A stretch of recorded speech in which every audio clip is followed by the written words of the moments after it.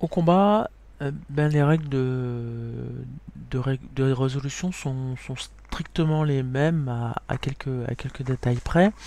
Donc de la même façon qu'on fait un jet pour une action, un test de compétence, ce genre de choses, les personnages vont s'opposer sur des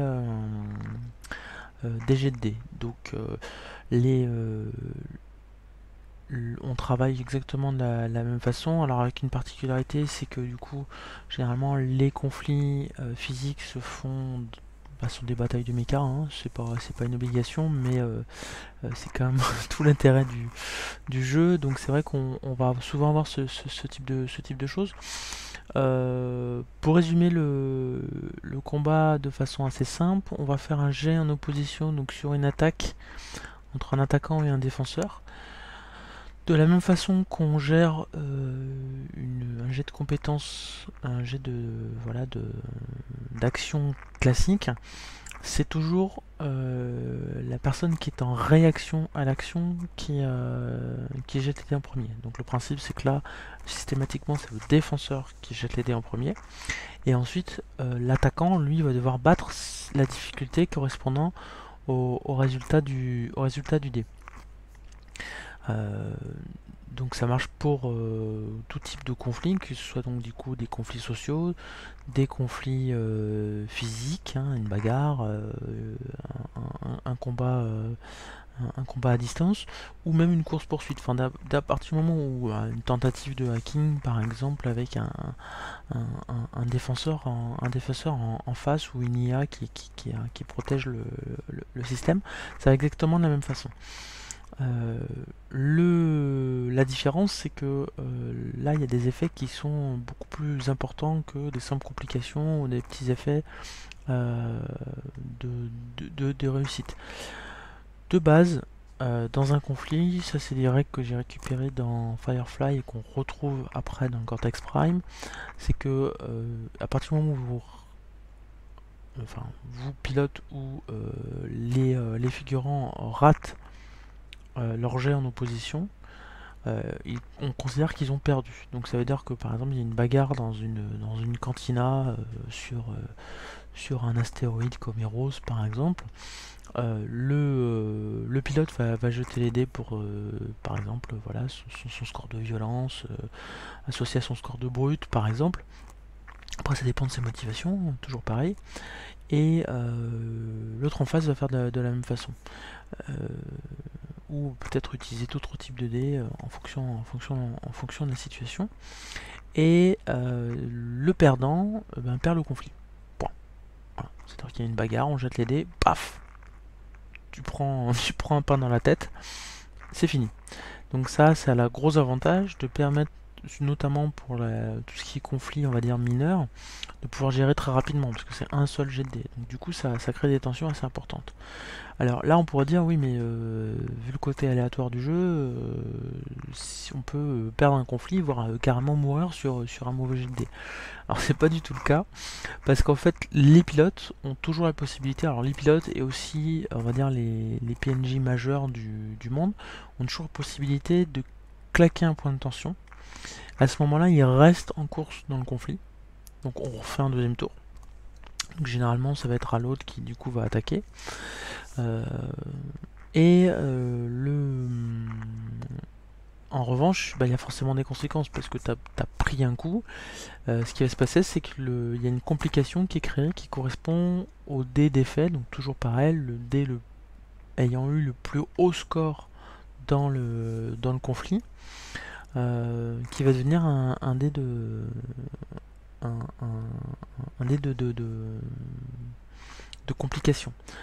Donc pareil, les complications bah, du coup vont se rajouter ensuite euh, dans le pool de l'adversaire, et donc ça peut être très très vite faire très mal, parce que par exemple si tu as pris un coup tu es sonné, on peut dire que par exemple il y a un deuxième adversaire, il va pouvoir profiter lui aussi de cette complication. Donc le personnage il reste en course, mais il reste du coup diminué par rapport au début de l'action. Donc je vais donner un exemple très concret. Alors d'abord parler du cas spécial des mechas. Dans un conflit de mechas, par exemple, ce qui se passe, c'est que ou même dans des tests liés aux mechas, le pilote n'utilise pas son rôle, sa motivation, pardon, il va utiliser son rôle associé à une des trois caractéristiques du modèle de mecha. Donc soit le système, soit armement, soit structure, en fonction de de l'action. Donc je prends un exemple assez concret. On va dire par exemple que le personnage de Daemon veut se battre dans son Calahan Scarab contre par exemple un autre mecha. On va dire que c'est un mecha qui est assez lambda et donc qui n'a pas de caractéristiques assez spéciales. On va dire juste que ce mecha là il a 3d8 de défense. Donc voilà, qui correspond à son score par rapport à des ajouts, ce genre de choses.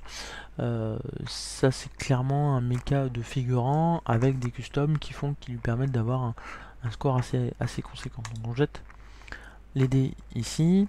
Donc là j'en obtiens un magnifique triple 4. Donc ça fait un jet de défense pour le mecha adverse à 8. Donc ça c'est le score qui est à battre pour Daemon. Daemon, lui, forcément, il va utiliser son score d'armement, parce qu'il va utiliser son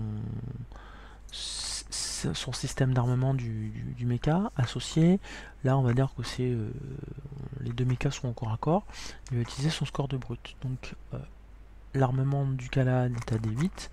On associe le D10 de brut du personnage. Et éventuellement un autre custom, donc par exemple un autre module, le module du Calahan qui s'appelle Anu de Daemon a une customisation fonceur. Donc on peut considérer qu'il est fonceur, donc il fonce sur l'autre mecha et il rentre dedans, il rajoute un D8. Donc ça c'est plutôt pas mal. On va rester là-dessus, on va dire qu'il ne cherche pas à détruire le mecha, donc il va pas utiliser son arme. Auquel cas, au corps à corps, il aura pu rajouter un autre D8 pour le défaire. On va dire juste qu'il cherche à le neutraliser. Donc on jette les dés.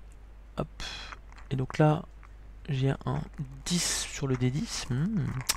Un 6. Et un 1. Donc là, on est dans un exemple assez concret où on a 10 et 6, 16. Donc on est largement au-delà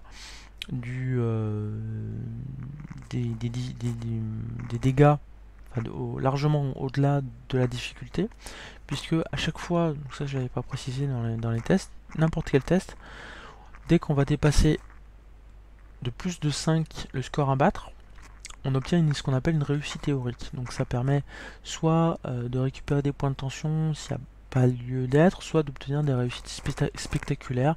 Donc là, soit le narrateur décrit quelque chose de spectaculaire, soit dans le cas d'un combat par exemple comme ça, ça permet d'augmenter les dégâts infligés. Donc là on était parti sur le fait que le personnage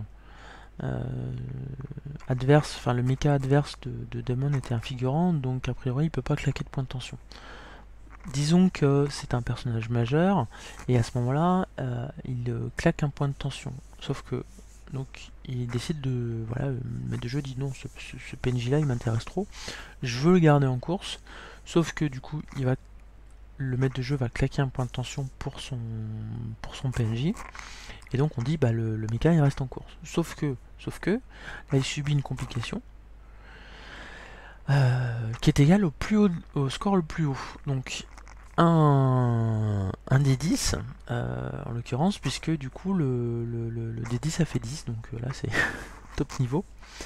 Mais comme on a obtenu en plus une réussite exceptionnelle, on va augmenter d'un rang ce dé de complication. Ça veut dire quand le mecha adverse, il reste en course. Par contre, il a D12 de complication, ce qui va permettre à Daemon, sur toutes les autres actions ou à d'autres mechas de pilote hein, du groupe, d'infliger, d'attaquer ce mecha en récupérant un D12 de bonus qui est monstrueux. C'est-à-dire qu'en fait, le mecha il est en morceaux, quasiment détruit, mais il tient toujours debout. Donc ce qui est quand même assez mal parti pour le PNJ du maître de jeu. Donc là c'est une très mauvaise nouvelle enfin c'est une très bonne nouvelle pour le pilote et pour le maître de jeu qui voulait conserver son PNJ, ça va être assez compliqué.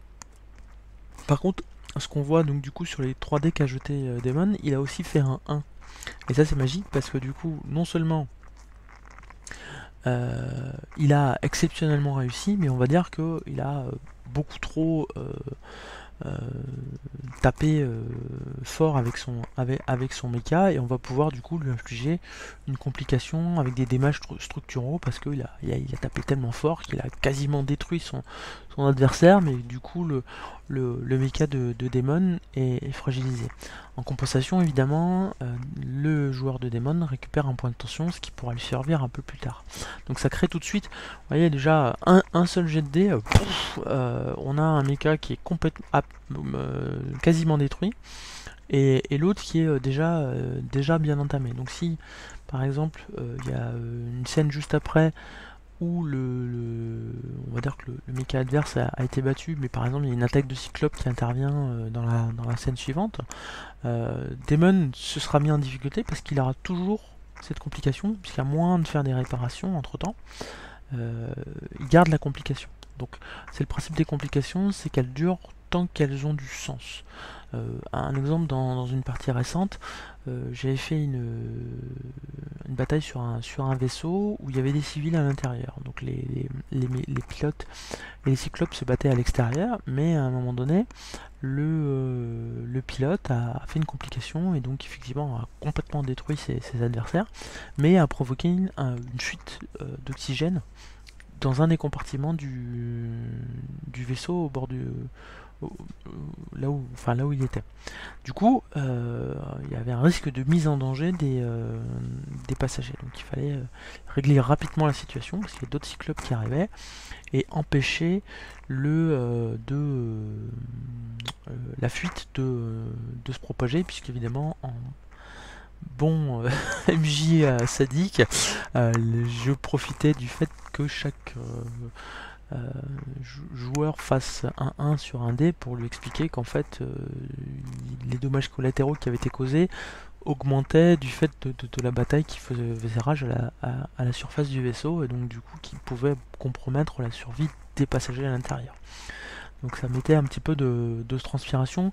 Généralement c'est ce qui se passe. On se retrouve souvent dans les conflits avec des conflits très rudes, très rugueux, très dynamiques parce que ça va assez vite.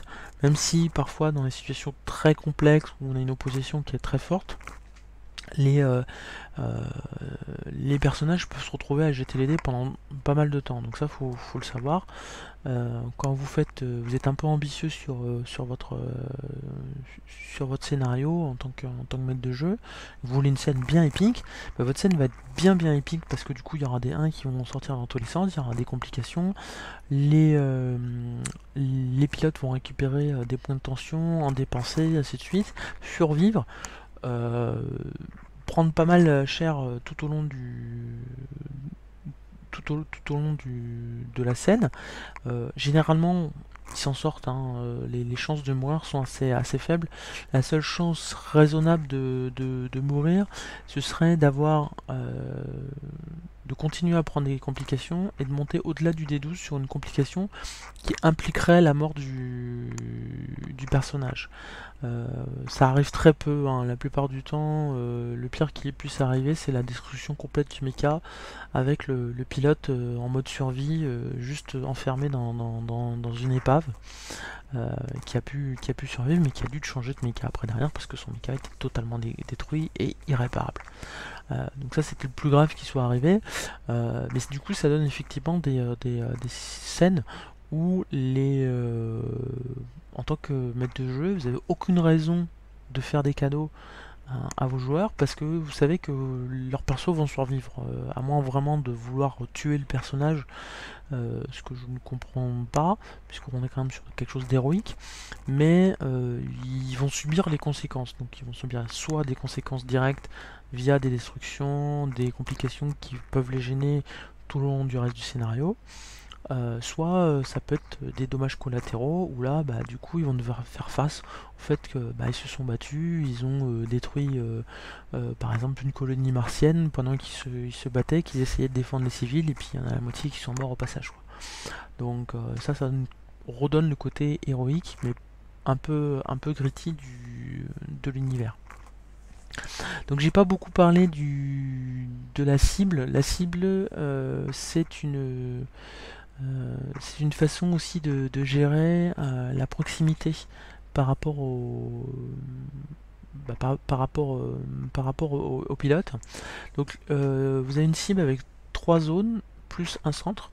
Au centre vous avez on va mettre les pilotes et chaque trait va correspondre à une distance par rapport au pilote. Donc la première distance, bah, c'est au proche, tout simplement, c'est que au contact, c'est que l'ennemi est au contact, donc on va pouvoir privilégier les armes de contact type les lances, les lames en céramique, les lames énergétiques, ce genre de choses. À niveau proche et à niveau de distance, donc on part du principe qu'on est à distance de tir d'un pistolet, mais évidemment d'un pistolet à l'échelle d'un Mika, donc quelques dizaines de mètres, ou de portée de mitrailleuse lourde par exemple. Et distance, c'est des distances assez importantes, où là on va utiliser plutôt des types de fusils laser, des missiles longue portée,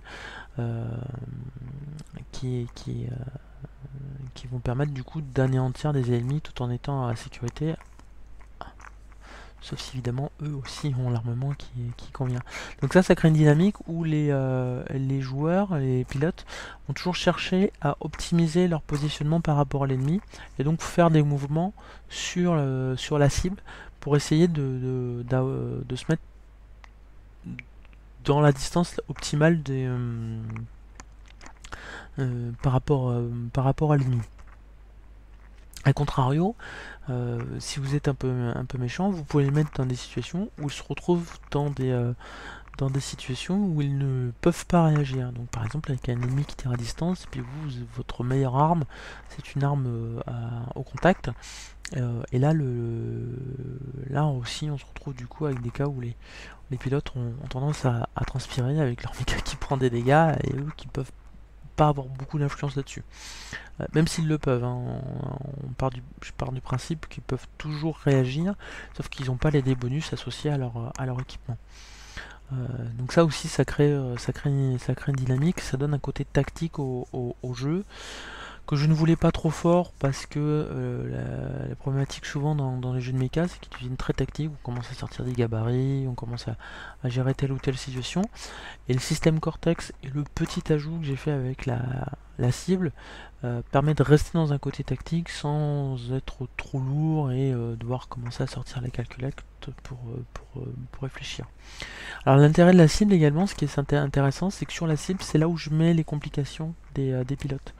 Où je peux mettre également, par exemple, quand il y a des liens qui se créent avec des PNJ, je les mets aussi autour de la cible. Et généralement, plus le PNJ va être proche du héros, plus je vais le rapprocher du centre de la cible, pour montrer sa proximité. A l'inverse, si le PNJ est loin, où la complication est faible, je vais la mettre plutôt sur les bords, et donc assez loin du personnage. Donc ça permet aussi de jouer sur le côté proximité. Après avoir, hein, c'est toujours une option qu'on peut décider d'enlever si on trouve que c'est un peu lourd par rapport à la fluidité du jeu. C'est une option que j'utilise puisque je ne mets pas d'option inutile dans mon jeu, mais je peux comprendre que certains ne l'utilisent pas et ça ça ne change pas énormément le gameplay et l'intérêt du jeu.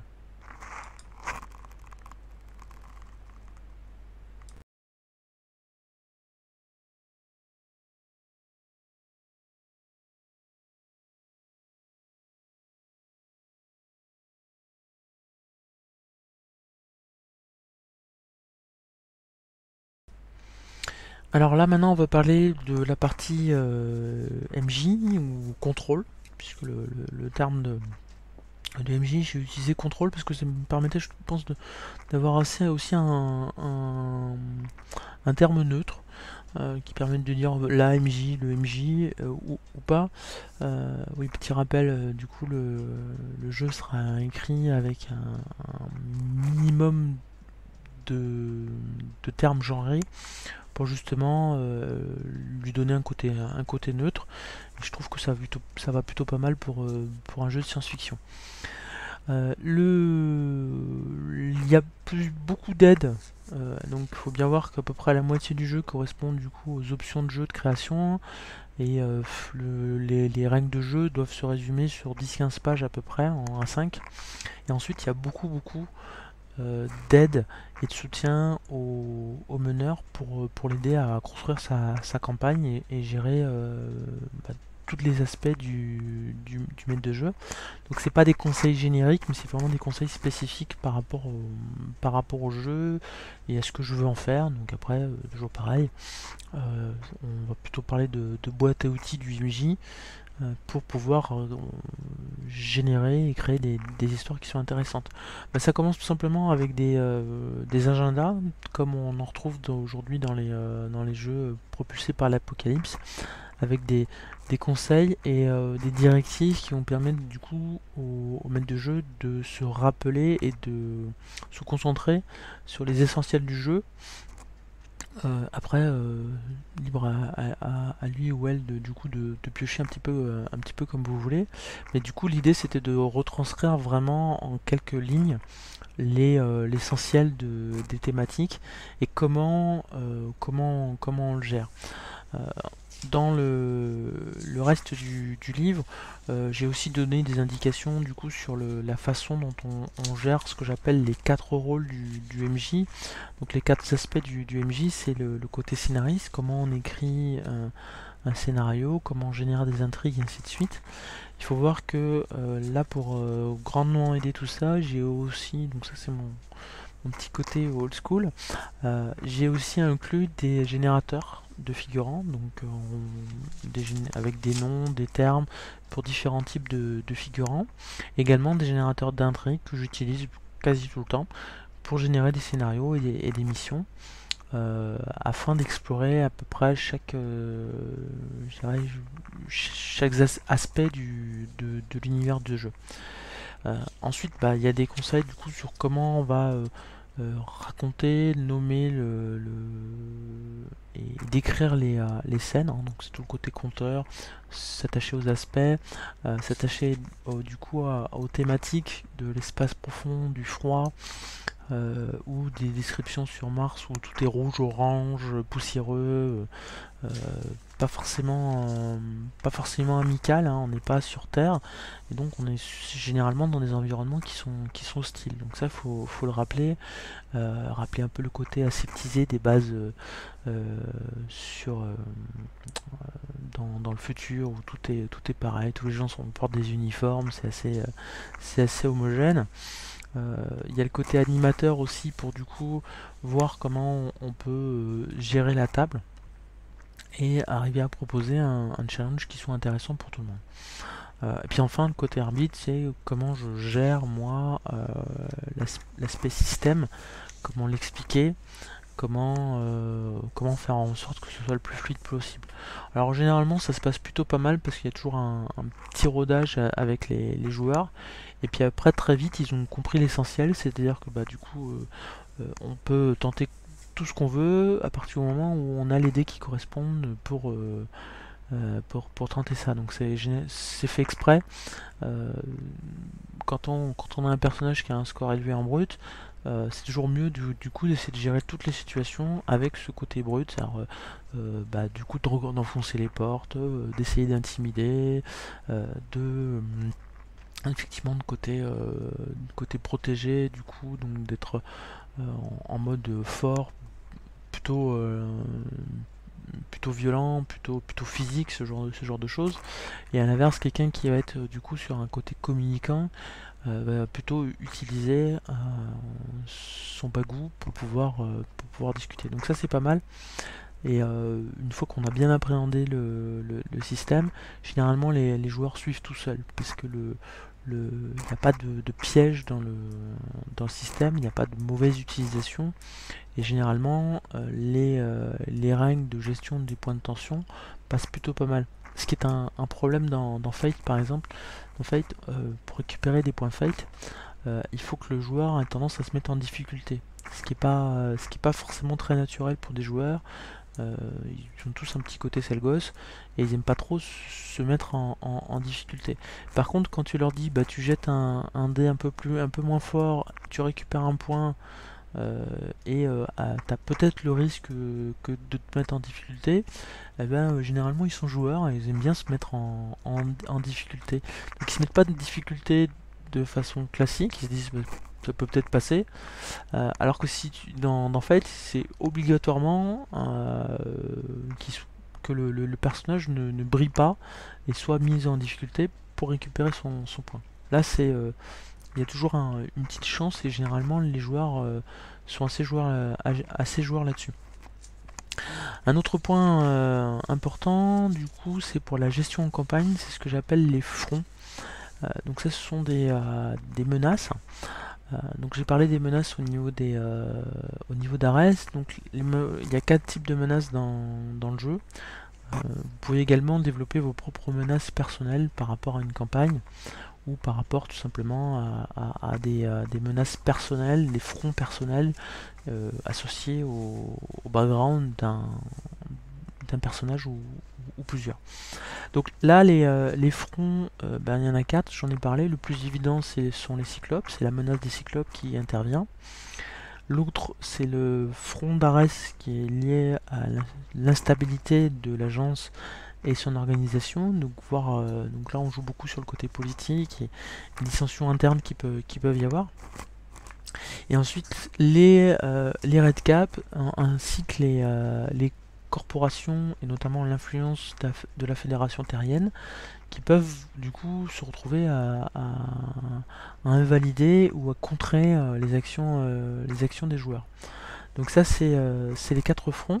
Et il faut savoir qu'en campagne, tel que je l'utilise, les actions des joueurs pendant les scénarios vont pouvoir influencer ces fronts. Alors comment je les gère tout simplement, c'est que je les gère comme des complications. C'est-à-dire j'ai des scores de dés qui correspondent à mes fronts, donc qui vont de D6 à D12. Et en fonction de la gestion et des résultats obtenus lors d'une mission, les actions des joueurs vont avoir une influence sur ces fronts. Donc généralement j'utilise assez peu en tant que dé. Je peux les utiliser par exemple dans un cas particulier où une action d'un joueur va vraiment aller à l'encontre d'un front, et à ce moment là le front en tant qu'entité narrative peut résister de lui-même. Par exemple quelqu'un qui veut essayer de régler les dissensions au sein d'Ares va devoir jeter des dés contre le dé de front d'Ares. Et je gère plus ou moins comme ça. Alors qu'est-ce qui se passe par exemple quand je fais un scénario? Donc le dernier scénario que j'ai fait jouer, il y avait une mission sauvetage et qui impliquait essentiellement les cyclopes, et la réussite de la mission pouvait du coup pas mal comment dire, influer sur l'influence d'Ares au sein des populations. Donc là les pilotes ont réussi la mission. Malheureusement ils ont été obligés de sacrifier un vaisseau de guerre pour pouvoir contrer la menace cyclope. Donc la mauvaise nouvelle, c'est que la menace cyclope elle a progressé, puisque du coup le sacrifice n'a pas permis de de conserver un vaisseau qui aurait qui aurait permis de protéger la ceinture d'astéroïdes contre la menace Cyclope. Donc sans ce vaisseau de guerre qui était important, eh ben euh, ils sont fragilisés. Par contre, le fait d'avoir sauvé des civils et d'avoir mené à bien leur mission principale, on va dire, a permis de consolider le Ares, et donc le front a baissé d'un niveau. Donc on se retrouve du coup avec des fronts qui avancent, qui diminuent au fur et à mesure des choix des joueurs. Il y a des scénarios où je décide du coup d'augmenter tel ou tel type de front parce que on a une situation où les corpos vont être beaucoup plus influentes, donc j'augmente la menace du front corpo momentanément, juste le scénario. Et il y a un autre outil aussi, alors là c'est vraiment un outil de nerd, faut être franc, c'est que j'ai modifié j'ai repris en fait la gestion orbitale des fronts. Donc comment ça se passe? C'est que on est dans un système solaire et les planètes elles sont pas alignées les unes les autres. Elles sont en orbite, elles ont des orbites qui sont très différentes. Alors faut voir donc j'expliquais que la Terre elle tourne en une année autour du Soleil. La Vénus tourne en 6 mois autour du Soleil et la Mars, c'est bien foutu, elle tourne en 2 ans à peu près autour du Soleil. Pour Jupiter, c'est 11 ans pour faire le tour complet. Donc ça veut dire que en distance relative, Jupiter est très statique dans l'espace et du coup va toujours être à peu près au même endroit, tandis que du coup les planètes intérieures vont beaucoup tourner autour du Soleil, et donc l'influence, je pars du principe que l'influence en fonction des planètes va changer en fonction de leur proximité les unes aux autres. Donc le front des Cyclopes est géré par rapport à la distance vis-à-vis de Jupiter. Donc là, on utilise des petits simulateurs qu'on trouve sur internet qui permettent de gérer les orbites. Et généralement, ce que je fais, c'est que je m'embête pas à imaginer l'orbite en 2415. Je prends l'orbite sur le moment et de me dire tiens, Jupiter est très proche de Mars, et donc là on va dire que le front des Cyclopes augmente puisqu'ils sont plus près, donc forcément leur présence va plus se faire sentir. A l'inverse, si Mars est très éloigné, on va dire que c'est une phase de paix où du coup la menace Cyclope est diminuée, et donc on va plus gérer des problématiques en interne, des problématiques avec les dissensions dans Ares, ou simplement les corpos ou les redcaps qui essaient de pousser vers une évolution dans leur sens.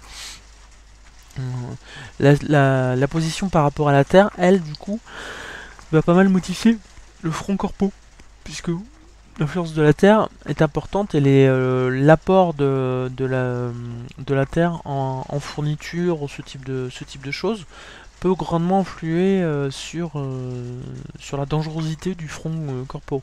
Donc par exemple, c'est clair que quand le Mars est très proche de la Terre, il va y avoir beaucoup plus d'échanges entre les deux planètes, et donc il y aura beaucoup plus d'allées et venues de diplomates corpaux, des soutiens de cadres corporatistes qui amènent du matériel ou des vivres sur Mars. Et forcément ça va avoir une influence sur la population. Donc les corpos auront plus de poids dans le scénario, dans la campagne, sur ce moment-là. Par contre, à l'inverse, effectivement, s'ils sont loin des yeux, loin du cœur, à ce moment-là, les gens seront certainement plus sensibles aux velléités autonomistes des redcaps. Donc ça suit comme ça. Et de la même façon que je gère les complications, je pars du principe que si on a une menace qui est à D12, qui passe au-delà, je sonne la fin de la saison. Donc le principe, c'est de jouer du coup des missions les unes après les autres, où chaque mission va avoir une influence sur l'évolution des fronts. Et les pilotes du coup vont sentir les différentes menaces les unes après les autres, et peut-être faire des choix qui vont aller dans un sens ou un autre.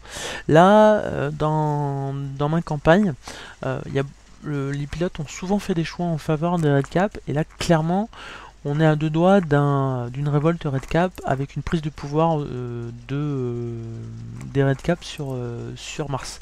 Donc là, ça signifie qu'on fait un scénario de fin de saison avec un gros cliffhanger qui s'achève sur la prise de pouvoir par la Redcap. A l'inverse, on peut se retrouver avec des scénarios où on se retrouve en fin de saison en disant bah ça y est, Mars est tombé, les Cyclopes sont arrivés et maintenant il faut organiser la fuite. Donc le dernier scénario c'est organiser la fuite de l'ensemble des civils et les sauvegarder pour qu'ils puissent rejoindre la Terre, Vénus et les autres planètes un peu plus sûres. Donc ça permet de sonner la fin de saison. Qu'est-ce qui se passe si on sonne une fin de saison? On fait une saison 2, on va du coup gérer une nouvelle situation avec des nouveaux types de fronts. Alors, j'ai pas encore écrit la saison 2 parce que je l'ai jamais fait jouer encore jusqu'à présent, donc je vais voir si ça évolue. Mais je vais travailler, ce sera certainement un supplément pour une saison 2, c'est-à-dire qu'est-ce qu'on fait une fois qu'on est arrivé au bout de ces menaces-là. Il y a pas mal de choses qui changent. Et là, du coup, c'est scénario ouvert puisqu'on a 4 fronts, donc on peut se retrouver avec 4 directions différentes par rapport à l'évolution du monde. Donc là, du coup, on se retrouve vraiment avec 4 histoires parallèles, euh, complètement différentes, et donc du coup, qui vont créer des choses un peu différentes. Ce que j'ai envisagé, par exemple, pour le front Ares, c'est une prise de pouvoir par une figure autoritaire, et donc du coup, l'agence devient beaucoup plus solide, mais prend des airs plus de dictature que de conseils bienveillants, cherchant à trouver des solutions. Donc c'est vrai d'avoir un leader, un dictateur à la place au pouvoir sur Mars, qui du coup va rentrer en conflit, soit avec des Redcaps, soit avec les corpos, enfin après à voir selon l'évolution de votre campagne. Euh, voilà, je crois que j'ai fini, il y a à peu près tout. Alors un dernier point, c'est que là j'ai le prototype du jeu qui est bien écrit. Il y a beaucoup de choses sur lesquelles je vais revenir. Avec notamment un descriptif du monde, une forme de bestiaire avec un gouzou, des personnalités importantes, sachant que c'est toujours pareil, les personnalités sont importantes mais ne sont pas essentielles à l'évolution du monde. Il n'y a pas de personnages indiboulonnables, intuables dans cet univers-là, mais c'est des personnages qui peuvent compter, qui peuvent toujours pareil alimenter l'envie de jeu ou les idées de scénario. L'idée c'est de proposer dans Crimson Hope une boîte à outils pour créer votre propre monde de campagne. Voilà. Un dernier point pour dire que le jeu, du coup, comme j'expliquais avec les problématiques de licence, sera disponible gratuitement sous forme de PDF. Donc là, je suis à peu près à 180 pages A5, c'est possible que ça évolue, donc on aura peut-être quelque chose autour de 200 pages au format A5 ou A4, je ne suis pas encore trop décidé. Puisque ce sera un PDF, on verra comment on le met en forme. Mais ouais, grosso modo, on est dans ces eaux-là. Et malheureusement, quelque chose que je pourrais pas éditer au format papier. Donc il faudra faire avec et jouer avec. Merci. Et puis, si vous avez des questions, il y a les commentaires, tout ça. Et vous pouvez me retrouver également sur la page Facebook Crimson Hope, le crépuscule de l'humanité.